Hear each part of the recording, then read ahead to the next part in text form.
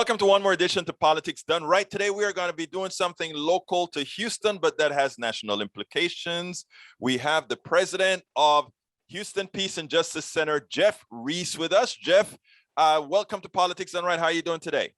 I'm doing fine, Egberto. Thank you for having me. And I am a posse member, as you call it, I think. You are absolutely a PDR posse member. You are one of the greats, man. Let me just tell you that. But let me tell you something. One of the reasons I wanted to have you on here is that Houston Peace and Justice Center is at a point where we are looking to freshen up with new members. So why don't you tell us a little bit about what Houston Peace and Justice Center is all about? Also tell it in the context that we've honored people not only locally, but nationally. So have at it. Yeah, Egberto, I'm going to go backwards. That's the story of my life, pretty much. I have at backwards. We are planning this year. We are honoring the James Byrd family and the George Floyd families jointly, and we're going to have a panel discussion and talk about actually lynching. I also am a member of the Precinct 1. Commissioner Rodney Ellis has a remembrance project that calls into remembrance all the lynchings that have occurred from even now all the way back in the beginning of history. And it's a sad, sad legacy, but it is one that's there. And I think Mr. Baldwin said it best. He says, before anything can be changed, it has to be faced. And just because we face it doesn't mean, it's going to be changed, but we have to face those things. Let me stop you right there, Jeff, because you just gave a prescient statement there. You just said, for us to change things, we have to face it. And that is something here in Texas and many other states that they're trying to avoid. When they want to avoid, they're cloaking teaching real history as you're trying to push critical race theory on people. This is off subject, but you brought it up. Give me your thoughts on that. Well, there is no such thing as critical race theory in theory, if you will. There's only history, and I think it's I don't know. I guess not an example, but it's a sad state of affairs that we as a nation and as a people are doing this, and we're worried that we don't want to tell what really happened, which basically it all boils down to. People are uncomfortable with what happened in the past, bringing up the lynching aspect. They don't like to confront the sad facts about ourselves. No one does, and it's very difficult. And we can go from here into white privilege, but we won't. I'm going to steer away from that rabbit hole. And in fact, great. Let's stick with HPJC, but I just want to tell one piece of this story for those people that are listening. Yes. And that is, I think it's important for people not to think evil. I think why a lot of people are worried about critical race theory is that somehow it's going to make it seem like only white people can do bad things or things of that nature. And what I try to say is we need to tell the truth about history. The truth of the matter is every single human being, irrespective of race, which really doesn't exist, has the propensity to do wrong. So what all we're doing when we're talking about history is telling about those in this frame of history that have done wrong. I just needed to get that out because people have that false sense like we're trying to pile on one group of folk when the propensity to do wrong applies to everybody. We just have a particular issue in time. Please continue, my friend. No, brother, you pretty much nailed it down right there. And the thing is, the pigmentation of your skin doesn't predicate you to violence or nonviolence. It's what's in the heart that matters. And again, I'll say this, the Chinese, and I forgot who said it, he says the human race is one giant family. We're all one family, he says, but some of us don't treat the others as family members. Yes. I mean, what kind of person would enslave their parents or their brothers and sisters or their cousins? You wouldn't. When people commit a crime, usually for, say, robbery or something like that, they go to someone else. They don't really harm the members of their immediate family. And I think this is it. And this is everything in a nutshell can be said with this, with police brutality, with civil rights violation, with lynching. If you viewed that person you're about to harm as your immediate family member, you would be less likely to harm them. And it would be a lot more difficult to do that. And I think with critical race theory, it's like pulling the scab off a wound. And no one likes that. It's painful. You don't want to do it, but sometimes to make the wound heal, you have to. And it's not because someone was white that they were evil. They were evil because they were evil. And they Exactly. happened to be white. So, Exactly. Now, let's get back to business on HPJC, Houston Peace and Justice Center. First of all, you're articulating that we are supporting the Byrd family and the George Floyd family. George and the Floyd family. Now, that is one thing that we're doing this year. It's been difficult because of the pandemic for organization like ours to go and do the things that we normally do. But what do we have in store under your tutelage as president of the Houston Peace and Justice Center? Oh God! Well, we're talking about the blind leading the blind. Unfortunately, I really don't view myself as president. You know that the only reason I became president is because no one wanted it. But It's wait, not let me stop you there, Jeff, right. because the reality is you've done a damn good job. You brought in, you've helped bring in grants, and you've been really trying to expand how we entertain different parts of the community. So I'm not going to let you get away with that at all. The truth of the matter is that you've been doing some very good work. So why don't you tell us about some of the things that we've accomplished? I mean, we've been working with Univision. We've been working with other people. Tell us a little bit about that. That's some great projects. Well, thank you, Egberto. We're trying, and I think that's the main thing. And the immediacy from going here to backwards. And I'll say there's a thing tonight. Is another press conference at the City Hall and the public library, to be honest with you, or one of the organizations called Food Not Bombs. That's a member organization and who we hold money for. You know, they have been forbidden to pass food out per city ordinance. And we had a press conference yesterday at the reflection pool in front of City Hall. And then there was the city council meeting.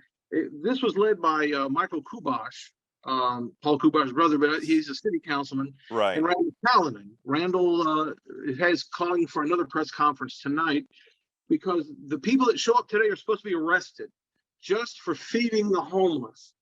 And it's an awful thing. Think of this where we live in today, that you can be arrested for helping another human being.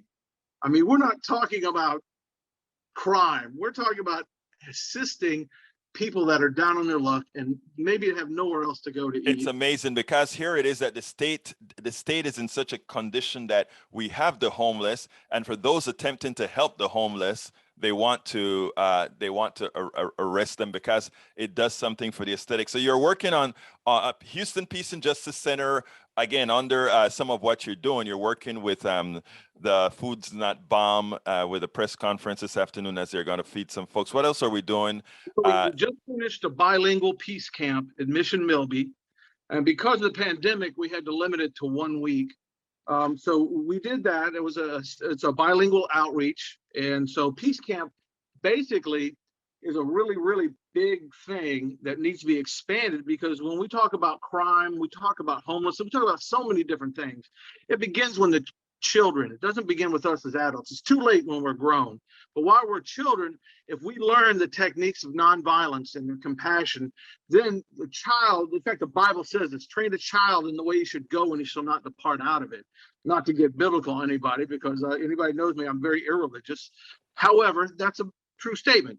So the Peace Camp, training the children should be where it's at, you know, for me and for everybody else with the Houston Peace and Justice Center.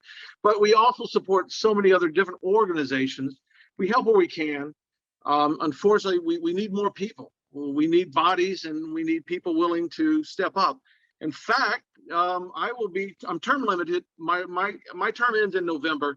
We need some other people to come up here and hey, come be president. You'll have a great time. Trust me. No. Actually, like I said, they're going to have some big shoes to fill, whoever decides to take over the presidency of the Houston Peace and Justice Center. Well, what I said earlier on is that we need members. Those of you that are listening both on KPFT as well as over the internet, YouTube, Facebook, everywhere. So we have a huge base to tap from.